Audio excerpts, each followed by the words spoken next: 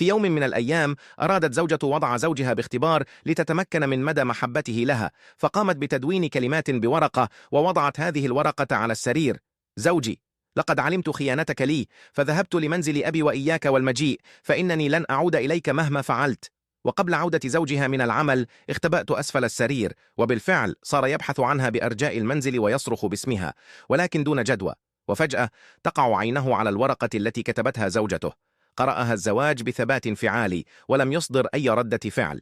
عيب تشوف اسم النبي وما تصلي عليه وتشترك بالقناة. وبعد قليل من الوقت أمسك بهاتفه وقال: إنني في طريقي إليك يا حبيبتي، أتدرين اليوم أسعد أيام حياتي؟ لقد هجرتني زوجتي. أنهى المكالمة وخرج من المنزل بأكمله.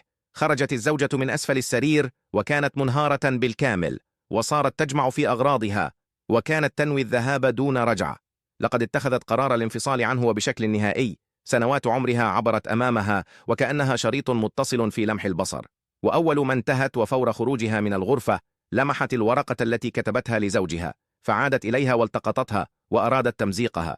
وكانت المفاجأة بالنسبة لها أنها وجدت زوجها قد كتب لها رسالة بنفس الورقة، ولكن من الخلف: زوجتي الجميلة الغبية، لقد رأيت قدميك أسفل السرير، إنني ذاهب لشراء العشاء لنتناوله سويا.